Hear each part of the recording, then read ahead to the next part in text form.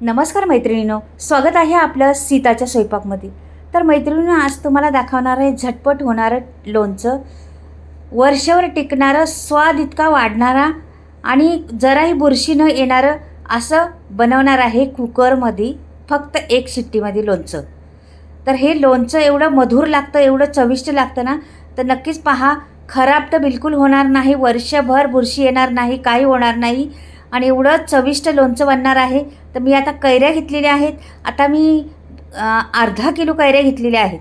तर तुम्हाला थोडंसं दाखवणार आहे अर्धा किलो कैऱ्याचं. तर ह्या कैऱ्या मी तोतापुरी घेतलेल्या आहेत. तुमच्याकडे ते आंबटवाल्या असल्या तर आंबटवाल्या घेऊ शकता. माझ्याकडे होत्या त्या मी घेतलेल्या आहेत. आणि हे बाटा सकट घ्यायच्या. बाटा आतमध्ये त्याचं कडकपणा असतो ना, तो पण त्याला आपल्याला पाहिजे. त्याच्या सकट कापायचं. तर अशा मी कापून घेतलेल्या आहेत कैऱ्या. मैत्रिणींना हे लोणचं वर्षभर तर टिकणारच आणि त्याचा स्वाद जेवढा दिवस जातील ना, तेवढा स्वाद वाढत जाईल. अशा तऱ्हेने मी कुकरमध्ये फक्त एक शिट्टीमध्ये करणार आहे. सोप्या पद्धतीत लोणचं तुम्हाला दाखवणार आहे. खराब तर बिलकुल होणार नाही. खराबचं नाव निशाण नाही, ना बुरशी येणार, ना कसलं कुठलाही होणार, काही होणार नाही त्या लोणच्याला. आणि फक्त 10 मिनटात लोणचं बनते.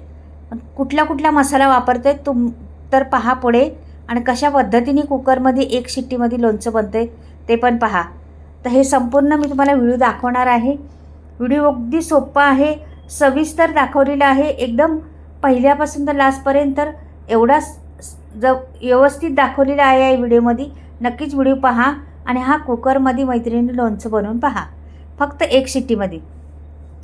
तर पहा बरं, आता मी कापून घेतले. बाटा सकट कापलेलं आहे. जे बाटा असतात आतमध्ये, कडकपणा असतो कैरीला, त्याच्या सकट कापलेलं आहे. हे आपलं कापून झालेलं आहे. अर्धा किलो लोणचं मी करणार आहे.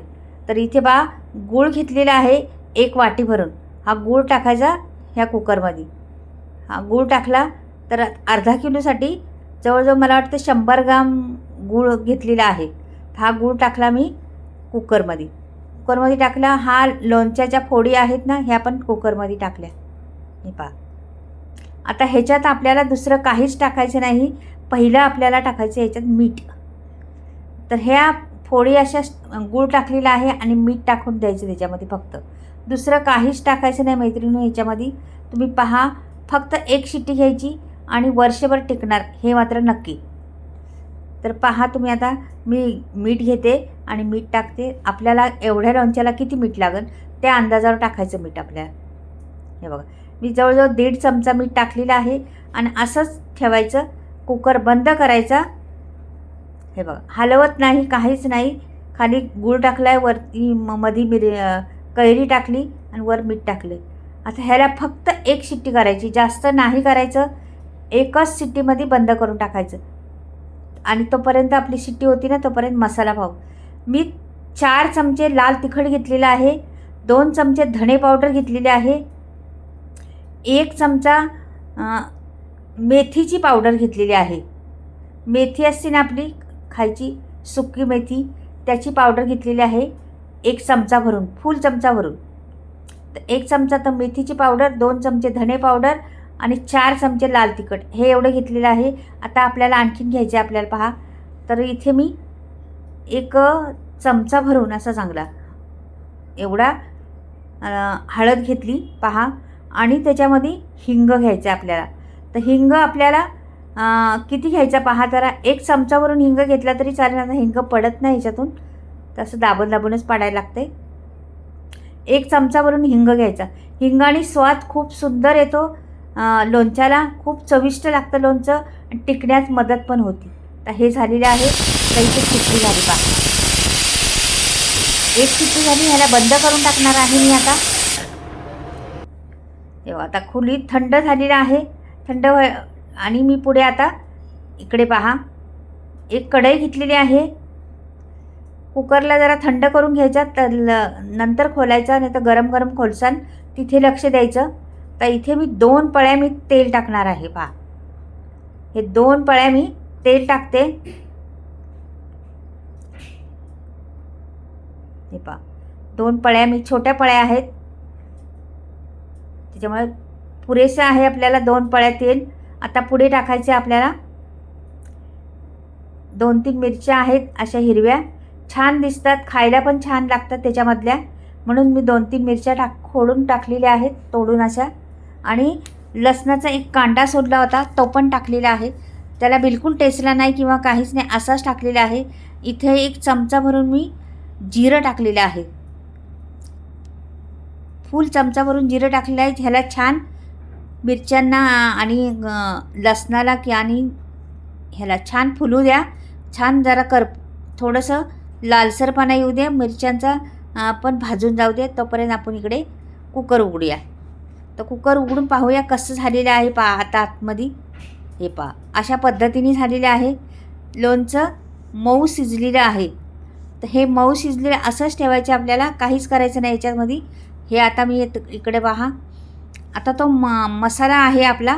इथे मी घेतलेली आहे मोहरीची डाळ, फुल 1 पळी भरून घेतलेली आहे. ही मोहरीची डाळ टाकली, छान त्याला परतून घ्या की. आणि तो मसाला केलेला आहे ना, मिरची पावडर, धणे पावडर, हिंग, मेथी आणि हळद, हे सर्व आता लगेचच टाकायचं की आपण तेलात मसाला टाकला ना करपायचा चान्स असतो लगेच, म्हणून पटकन मसाला टाकल्यानंतर ते टाकून द्यायचं. हे बा अशा परीने लोणचं आपलं तयार होणार आहे. तुम्ही भाकरीबरोबर, चपातीबरोबर किंवा पावावरती वरून लावलं किंवा चपातीला वरून लावलं, असं कसंही खाऊ शकता. एवढी चव या लोणच्याला आहे ना, खूप चव. आणि चव आंबट, तिखट, गोड, कडू हे सर्व 2-4 प्रकार मिलाप तयार होतो आणि त्याचं लोणचं बनतं. तर हे वर्षभर टिकतं. ह्याचे आपण गूळ घातलेला आहे ना, त्याचा पाक बी तयार झालेला आहे. आपण तेल टाकलेलं आहे ते पण आहे आणि आंब्याचा रस पण आहे. म्हटल्यावर सर्वच काही त्याच्यामध्ये आहे, त्याच्यामुळं पातळ झालेलं आहे. ते असंच पातळ ठेवायचं. लोणचं बरणीत भरल्यानंतर ह्याच्यावरती त्याचा थर आला पाहिजे. हे पातळ आहे ना सर्व, त्याचा थर आला का आपलं लोणचं खराब होत नाही. कितीही दिवस राहा, लोणचं बाहेरच ठेवायचं. हे फ्रीजमध्ये बिलकुल ठेवायचं नाही की खराबच होणार नाही ते. तर फ्रीजमध्ये ठेवण्याचा प्रश्नच येत नाही. अगदी असंच राहतं वर्षानुवर्ष, 1 वर्ष 2 वर्ष म्हटलं तरी टिकून राहतं हे लोणचं. आणि चव जेवढी जुनं होत जाईल तेवढी चव याची वाढत जाते. खूप चव वेगळी पद्धतीची येते, छान चव येते. तर हे आंबट, तिखट, गोड असं ह्या पद्धतीचं लोणचं कसं वाटलं तुम्हाला? हे थोडा वेळ शिजू द्या, अगदी 2-3 मिनटं. मग ह्याला आपण थंड करून ठेवणार आहे. थंड करायला लगेच थंड झाल्यानंतर आपण बरणीत भरणार आहे. हा कलर एवढा सुंदर दिसतोय. बरणीत भरल्यावर थोडासा काळपट वाटणार आहे तुम्हाला, की बरणीत भरल्यावर कुठल्याही वस्तू काळपट दिसतात. तर पहा तुम्ही, हे बऱ्यापैकी आपलं झालेलं आहे. ह्याला वर खाली करूया जरासं थोडंसं आणि थंड करून घेऊया. याला थंड केल्यानंतरच आपल्याला बरणीत भरायचे. एवढी रंग सुंदर दिसतोय पहा बरं. आता हे थंड झालेलं आहे, मी बरणीत भरून ठेवते. बरणी स्वच्छ करायची, धुवून घ्यायची, जरा सुकवायची व्यवस्थित. मैत्रिणीनं सगळं काही सांगितलं आहे तुम्हाला, पण पाण्याचा हात बिलकुल लावायचा नाही त्याला. ओलं जरा पण हात लावायचा ना. चमचा तोच ठेवायचा, 1 चमचा घालून ठेवायचा बरणीमध्ये, तोच ठेवायचा. तोच परत आपल्याला वाटीत काढून घ्यायचं, परत तो चमचा आतमध्येच टाकायचा.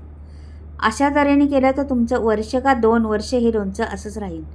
आणि जे मुरण ते तुम्हाला सांगितलेलंच आहे पहिलं, आणखीन वाढत जाईल त्याची चव. आणि हे तुम्ही चपातीबरोबर, भाकरीबरोबर किंवा कशाबरोबरही खाऊ शकता. तुम्ही तोंडी लावण्यासाठी वरण भाताबरोबर बाजूला घेतलं तरी चालेल, किंवा भरपूर कुठेही चालू शकतं हे लोणचं. बाहेर फिरायला गेले तुम्ही, पिकनिकला गेले, इकडे गेले, बरणी भरून नेली छोटीशी, डब्यात नेलं छोट्याशा, तरी खूप तोंडाला चव येणारं हे लोणचं बनते. आपलं एखादा माणूस आजारी पडलं तरी हे लोणचं खाल्लं तरी तोंडाला चव येईन त्याच्या. एवढं जबरदस्त लोणचं आहे. एकदा बनवून पहा. फक्त 1 शिट्टी कुकरची घ्या, झटपट होणारं लोणचं. खरंच वेगळा पद्धत दाखवलेली आहे, नक्कीच बनवून पहा एकदा. सोप्या पद्धतीतलं लोणचं आहे. आंब्याचा सीझन चालू आहे, बनवा मैत्रिणींना वेगवेगळे तऱ्हेचे. मी भरपूर काही रेसिपी दाखवल्या आहेत तुम्हाला. आंब्याच्या कैऱ्यांच्या चटण्या वगैरे भरपूर दाखवले आहेत. दुसरे लोणचे पण तुम्हाला दाखवणार आहे वेगवेगळे पद्धतीचे. आता पुढे तुम्ही पाहत राहा व्हिडिओ, तुम्हाला खूप काही लोणचं न खराब होणारं, कशासाठी खराब होतं ते सगळं काही दाखवणार आहे. व्हिडिओ सविस्तर माझे असतात, तुम्हाला माहीतच आहे. आणि बऱ्याच मैत्रिणी करून पण पाहतात, त्याच्यामुळे मला खूप अभिमान वाटतो तुमचा का माझ्या रेसिपी तुम्ही करत राहता, पाहत राहता.